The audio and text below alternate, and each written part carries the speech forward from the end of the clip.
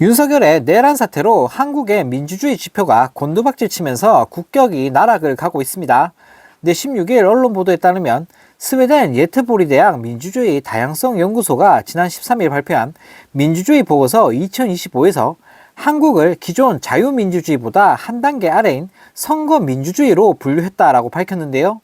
이 연구소는 전 세계 179개국의 정치 체제를 자유민주주의, 선거민주주의, 선거 독재 정치, 폐쇄된 독재 정권 등 4단계로 분류한다고 합니다.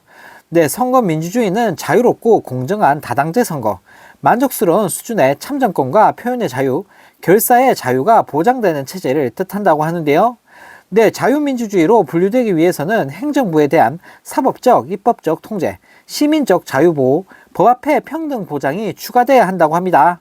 해당 보고서에서 한국은 1년 전까지만 해도 자유민주주의 국가로 분류됐다고 하는데, 다만 당시에도 윤석열 정부가 출범한 후 독재화가 진행되는 나라라고 처음으로 소개되면서 큰 논란이 일었었는데요.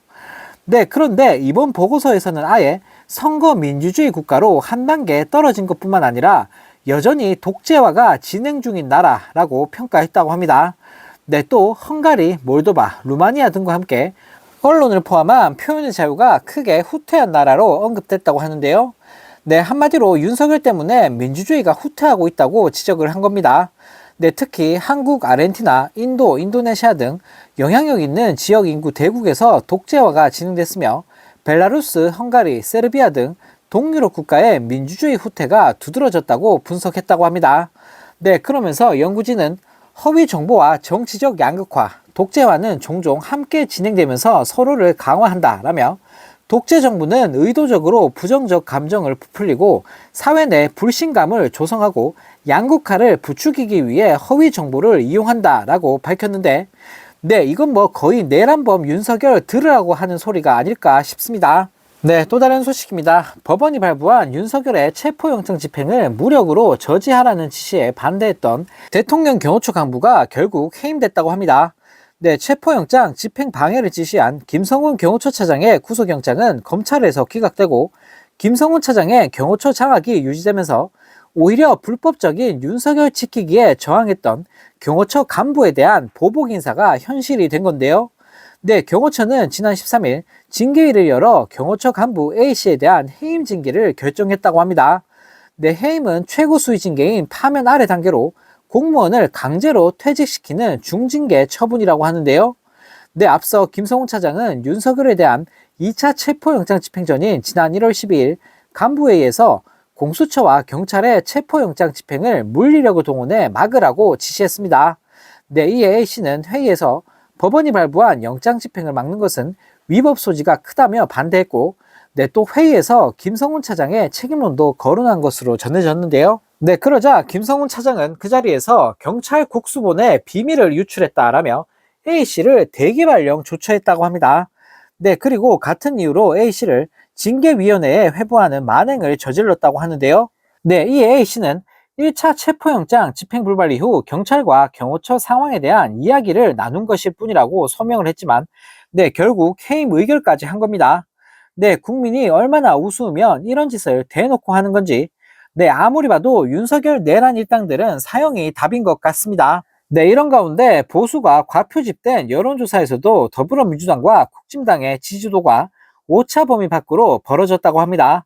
리얼미터가 지난 12일부터 14일 조사한 결과 민주당 지지도는 44.3%, 국진당은 39%로 집계했다고 하는데요.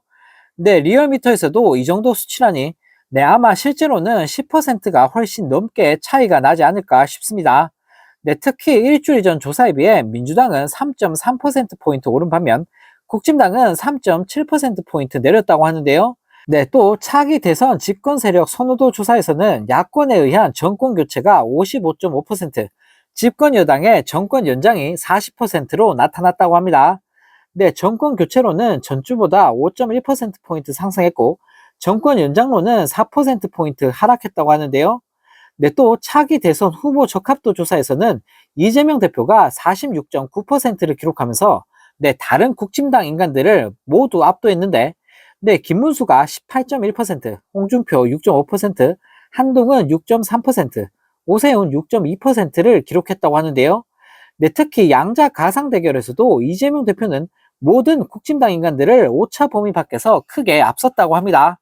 네, 이재명 대표는 김문수와의 양자 대결에서 51.7%를 얻어 김문수보다 무려 21%포인트 앞섰고, 오세훈과의 대결에서도 이재명 대표가 51.8%, 오세훈은 고작 25.6%를 기록하면서 네, 이재명 대표가 26.2%포인트 앞섰다고 합니다. 네, 홍준표와의 대결 역시 이재명 대표가 52.3%, 홍준표 25%로 네, 무려 27.3%포인트 격차가 났고, 한동훈과의 대결에서도 이재명 대표가 51.8%, 한동훈이 18.6%로 무려 33.2%포인트 차이가 나면서 이재명 대표가 압도했다고 하는데요.